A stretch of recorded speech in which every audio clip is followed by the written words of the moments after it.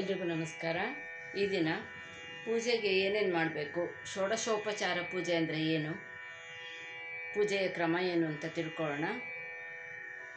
ಇನ್ನೇನು ಶ್ರಾವಣ ಮಾಸ ಹತ್ತಿರ ಬರ್ತಾ ಇದೆ. ಭೀಮ್ನಮಾವಾಸ್ಯೆ ಪೂಜೆ ಪತಿಯ ದೀರ್ಘಾಯುಷ್ಯಕ್ಕೋಸ್ಕರ ಭೀಮ್ನಮಾವಾಸ್ಯೆಯಲ್ಲಿ ಪೂಜೆ ಮಾಡ್ತೀವಿ. ಮಂಗಳಗೌರಿ ಪೂಜೆ ಮಾಡ್ತೀವಿ.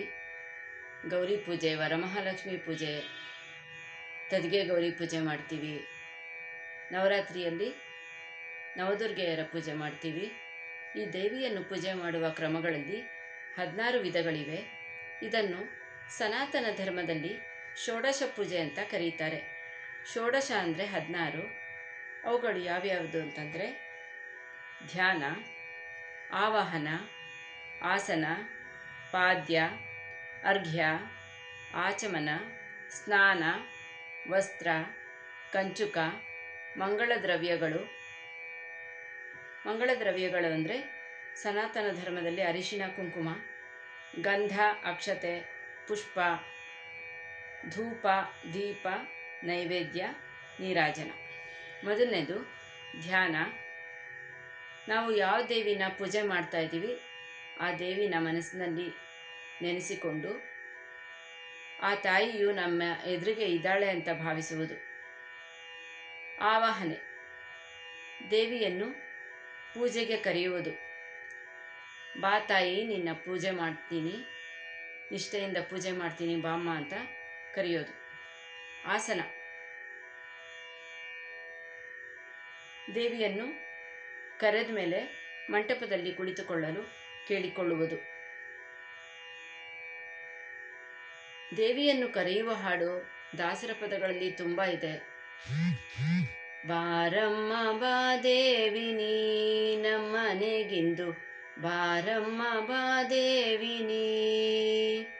ಈ ಹಾಡು ತುಂಬ ಚೆನ್ನಾಗಿದೆ, ಇದನ್ನು ಕಲ್ತ್ಕೊಂಡು ಹೇಳ್ಬೋದು. ಆಸನ ಆದಮೇಲೆ ಪಾದ್ಯ. ಪಾದ್ಯ ಅಂದರೆ ಕಾಲು ತೊಳೆಯಲು ನೀರು ಕೊಡುವುದು. ಅರ್ಘ್ಯ ಅಂದರೆ ಕೈ ತೊಳೆಯಲು ನೀರು ಕೊಡುವುದು. ಆಚಮನ ಅಂದರೆ ಕುಡಿಯಲು ನೀರು ಕೊಡುವುದು. ಸ್ನಾನ ಅಂದರೆ ಶುದ್ಧೋದಕದಿಂದ ಸ್ನಾನ ಮಾಡಿಸುವುದು. ಶುದ್ಧೋದಕ ಅಂದರೆ ಶುದ್ಧವಾದ ನೀರಿನಿಂದ ಅಭಿಷೇಕ ಮಾಡೋದು, ಪಂಚಾಮೃತ ಅಭಿಷೇಕ ಮಾಡುವುದು. ವಸ್ತ್ರ, ದೇವಿಗೆ ನಾವು ವಸ್ತ್ರವನ್ನು ಹಾಕಬೇಕು. ಗೆಜ್ಜೆ ವಸ್ತ್ರ ಮಾಡಿ ಇಟ್ಕೊಂಡಿರ್ತೀವಲ್ಲ ಅದನ್ನು ಏರಿಸಬೇಕು. ಕಂಚುಕ ಅಂದರೆ ಆಭರಣವನ್ನು ಹಾಕಬೇಕು. ಬಳೆ ಬಿಚ್ಚೋಲೆ, ಅದು ಕೂಡ ಬಳೆ ಬಿಚ್ಚೋಲೆ ಎಲ್ಲ ದೇವಿಗೆ ಇಡಬಹುದು. ಮಂಗಳ ದ್ರವ್ಯಗಳು ಅಂದರೆ ಸನಾತನ ಧರ್ಮದಲ್ಲಿ ಅರಿಶಿನ, ಕುಂಕುಮ, ಚಂದ್ರ, ಸಿಂಧೂರ ಇವುಗಳಿಂದ ಪೂಜೆ ಮಾಡೋದು. ಅರಿಶಿನ ಕುಂಕುಮ ಪೂಜೆ ಮಾಡೋಕ್ಕೆ ಒಂದು ಹೇಳ್ತೀನೀಗ.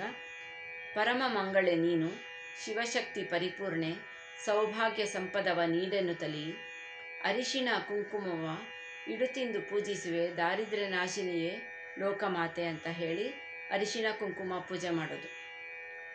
ಗಂಧ, ನಾವು ಗಂಧ ತೆಗೆದಿಟ್ಕೊಂಡಿರ್ತೀವಲ್ಲ ಸಾಣೆಕಲ್ ಮೇಲೆ, ಅದನ್ನು ಪೂಜೆ ಮಾಡೋದು. ಅಕ್ಷತೆ, ಶುಭಕ್ಕಾಗಿ ಅಕ್ಷತೆ ಪೂಜೆ ಮಾಡೋದು. ಪುಷ್ಪ, ಪರಿಮಳ ಇರುವಂಥ ಪುಷ್ಪಗಳನ್ನೇ ಅರ್ಪಿಸಬೇಕು. ಬೊಗಸೆ ತುಂಬ ಬಿಡಿ ಹೂಗಳನ್ನು ಅರ್ಪಿಸಬೇಕು. ಧೂಪ, ಸುವಾಸನೆ ಇರುವಂಥ ಧೂಪವನ್ನು ಅರ್ಪಿಸಬೇಕು. ದೀಪ ಹಚ್ಚೋದು, ದೀಪ ಹಚ್ಚಿ ನಮ್ಮ ಮನೆ ಮನಸ್ಸನ್ನು ಬೆಳಗು ಎಂದು ದೀಪವನ್ನು ಬೆಳಗಬೇಕು. ಆಮೇಲೆ ನೈವೇದ್ಯ ಮಾಡಬೇಕು. ನಾವು ಪ್ರೀತಿಯಿಂದ ಮಾಡಿದ ಅಡುಗೆಯನ್ನು ಅರ್ಪಿಸುವುದೇ ನೈವೇದ್ಯ. ನೀರಾಜನ ಅಂದರೆ ಮಂಗಳಾರತಿ ಮಾಡಬೇಕು.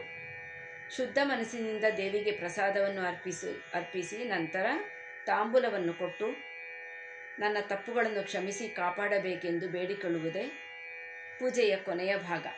ಕಾಮ, ಕ್ರೋಧ, ಮೋಹ, ಲೋಭ, ಮದ, ಮತ್ಸರಗಳಿಂದ ನಮ್ಮನ್ನು ದೂರ ಮಾಡಿ ಮೋಕ್ಷವನ್ನು ಕರುಣಿಸು ಎಂದು ತುಪ್ಪದ ಆರತಿಯನ್ನು ಮಾಡಬೇಕು. ಭಕ್ತಿಯಿಂದ ದೇವಿಯ ಪೂಜೆಯನ್ನು ಮಾಡಬೇಕು. ನಾವು ತಾಯಿ ಜಗನ್ಮಾತೆಗೆ ಜಯವಾಗಲೆಂದು ಪ್ರಾರ್ಥಿಸಿ ನಮಸ್ಕರಿಸಿ ಪ್ರದಕ್ಷಿಣೆ ನಮಸ್ಕಾರ ಮಾಡಬೇಕು. ಆ ಜಗನ್ಮಾತೆ ಎಲ್ಲರಿಗೂ ಮಂಗಳವನ್ನುಂಟು ಮಾಡಲಿ ಅಂತ ಹೇಳ್ತಾ ಕೃಷ್ಣಾರ್ಪಣಮಸ್ತು.